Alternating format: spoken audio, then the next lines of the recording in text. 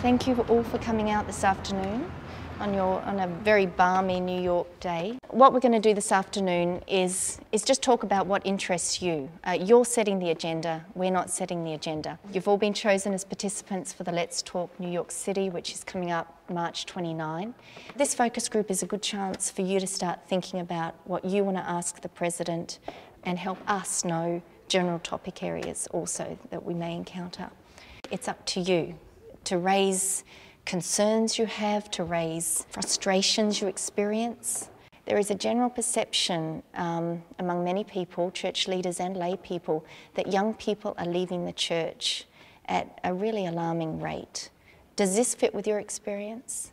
No, I feel like, you know, in the business world, if something isn't working, then you have to look at your product and say, okay, well, it's not working, what can we do differently? The church has been using the same strategy to reach young people, and so young people get frustrated and then they leave, and at 18 they go away to college. When I came back, I was like, nothing changed. If the church doesn't instill a sense of realness in the faith, you grow up, you might just end up believing that Christianity is a sham. I think the problem is the conformity, the way you dress. Don't wear jewelry. And you feel this pressure, okay, I can't wear my earrings today. And I have long ones. I like to wear my earrings sometimes, and that's frowned upon in the church. And personally, I haven't gone to the church in a long time, and I feel it's because I'm trying to avoid people frowning upon me. If you go to any church around here and you tell them, hey, you know, you guys, you know, do you want your young people? They're going to say, yeah, we love our young people, and we want young people to go to our church, and so on and so forth. But the problem is on their conditions. You can't be selfish anymore. You know, it's not about the way you want to have church. It's not about the way you feel comfortable. I mean, I want to be saved just as much as you want to be saved. You know, I want to make it to heaven. And why should it all be about how you connect with God? What about how I connect with God? I think something that we're too concerned with as a church as a whole is being really great Seventh-day Adventists. I think we have tons of great Seventh-day Adventists. We don't have so many great Christians. Elder Paulson, we're speed on everybody. Why Let's Talk? Why are we doing this initiative? Why are we doing the Let's Talk? If you don't talk to each other, you disengage, you drift apart. I think it's very important in the dynamics of the church that we talk together. I do this not because I'm looking for one particular outcome or one particular benefit. I'm doing it because this is normal. This is life. 11, roll it. 9, 8, roll it. I really like 8, too. And I'm going to listen to Fanita. 6, Step forward 2 5, steps. 4, Turn 3, to camera 1. 2, All right, this is where I'm going to stand. Take it. You are inside Let's Talk New York City, the 15th of the Let's Talk broadcast series. My name is Brian Collick. I'm your host. How was this practice, guys? Really good. I'm Katie from Maryland. Victoria from Austria. Let's Talk. I'm from the Netherlands. I'm Clara from Young Romania. people from across Europe. My name is Ruben, I come from Spain. I'm Camilla from Denmark. Hello everyone and welcome from England. to Let's Talk. Hi Pastor Paulson, my name is Zilla, I'm from Papua New Guinea. My name is Cosette Douglas. Ramona Rivera. Derek Cruz, software engineer for Northrop Grumman. Division assistant, marketing associate. Ironing jeans is like writing rap with a quill pen. What would you like to see the church do in addition to or differently from what we are doing now? Actually, I said you don't find the church interesting? Go and make it interesting. I was on time. That's skills. On Let's Talk New York City. Don't worry about getting in front of the camera. I do want to hear what the youth of our church have to say to us.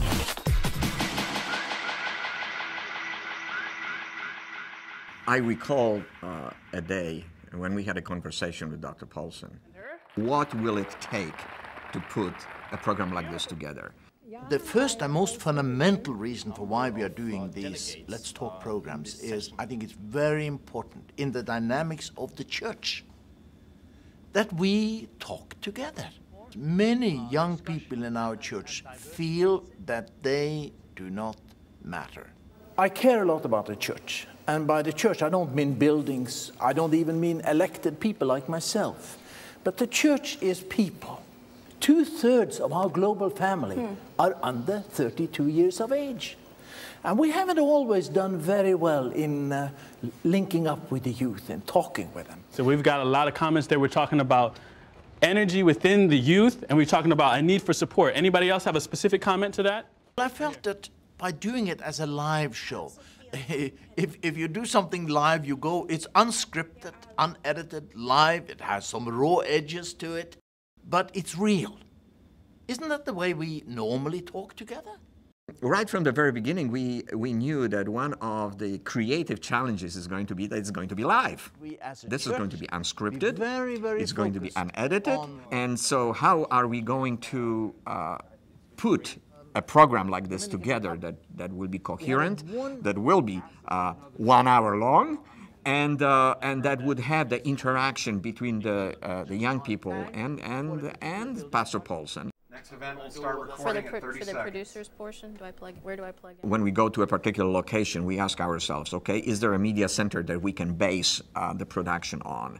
Professional values are very important here. It's who is going to be the moderator of a program involves a number of people.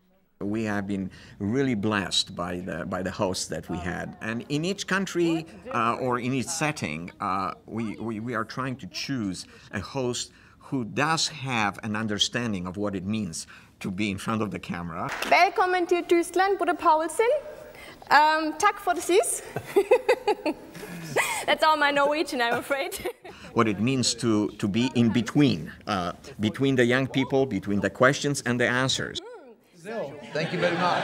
Thank you very much. Usually it's one host, but in Brazil we had two. For all our friends who are out.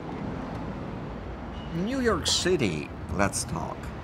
It came about as a result of the president of the union, Atlantic Union Conference, approaching Dr. Paulson and saying, you know, could you consider coming to New York City and do a Let's Talk with young people who are in this particular setting? So I talked to the youth leader of the church in New York City. We would like you to assist us in identifying young people. Grasso, last name, first name Angelo. Who are between the age of 20 and 30. In case of death or injury. They need to be New Yorkers. In other words, born there, raised there, you know, they came there, they are studying, so that they have a claim to New York City in one way or another. No, man, I'm a Yankee fan. Well, right now we're unloading all of the gear that we brought from Maryland. The producer is Franita Badi. Once we unload everything, we're going to go to the film commission where we have to get permission to film in Times Square.